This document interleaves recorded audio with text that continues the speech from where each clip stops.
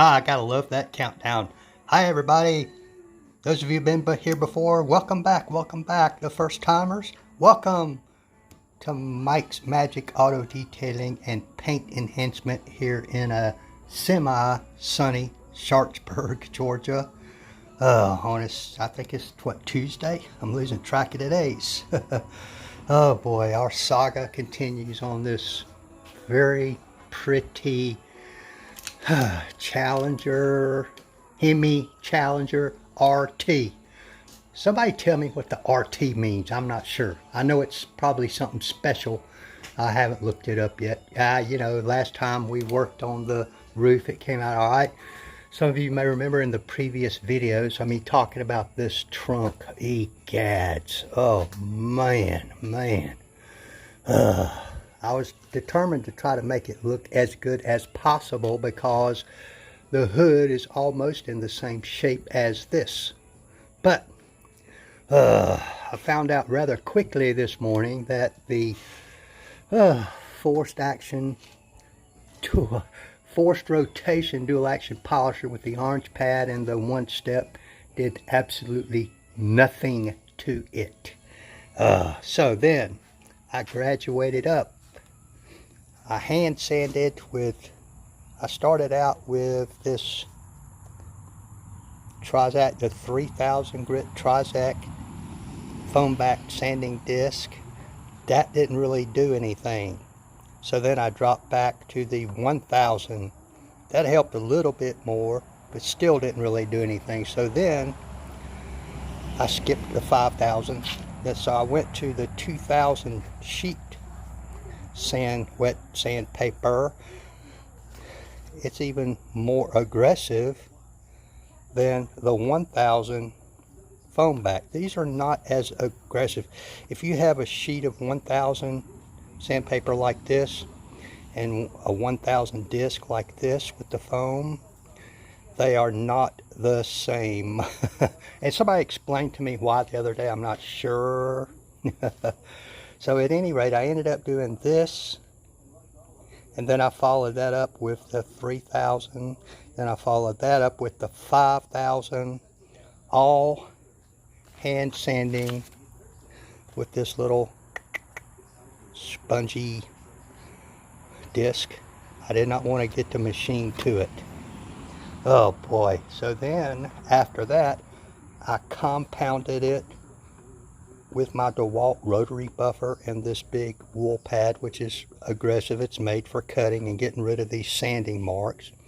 And I used the Coach Hemi, you saw, I've seen this before, heavy cut compound.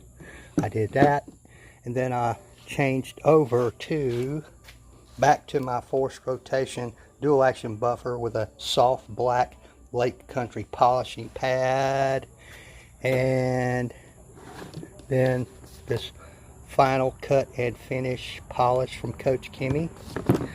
And your eyes are saying, hey, that's all fine and great, Mike. When I was using this, I also used this sanding block, which is critical. Do not try doing it with your hand. But anyway, so I did the passenger side of the hood, and it's a kind of a good news, bad news kind of a situation. Oh boy, you can see over here where I haven't done anything.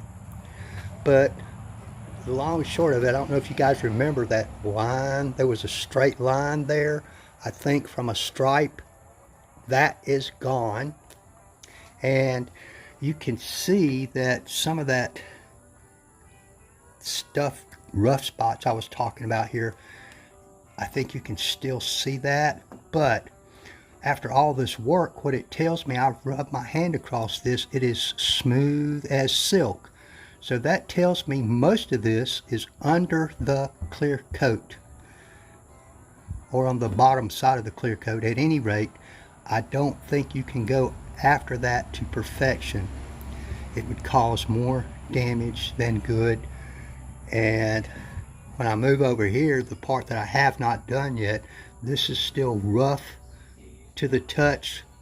So I believe this is as good as it gets. But Here, well, let's look at the little reflection here, if it's possible. I don't know if I can pick this up on camera, but you can see the reflection on the after. Move over here. Before, there's a big difference in gloss and shine. You can barely see the reflection in there, but you move over here to the after, it clears up rather nicely.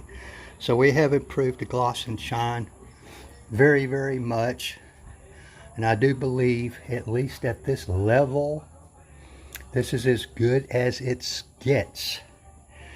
But like I said, at least we got rid of the lines from the stripe, and we improved the gloss and shine a lot. I'm not going to try to quantify it and say dramatically. It may be dramatic, but you can see the reflections of stuff over there on the side I did versus over here. It's still cloudy where I have done nothing.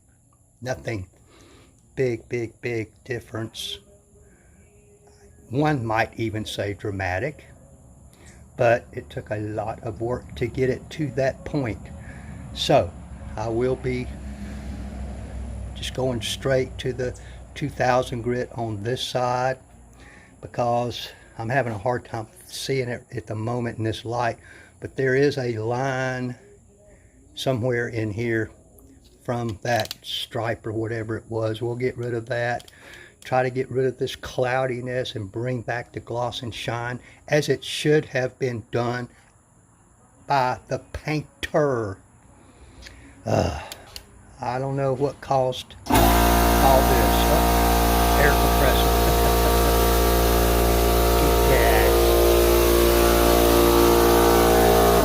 I always forget to turn that off. But I'm going to get back at it. This is taking way too much time for this budget, but I believe it was a necessary thing, because I do not want this lady customer to be disappointed when she comes to get this car. I think she will be disappointed somewhat that I was not able to remove this rough, this cloudy thing, whatever it is.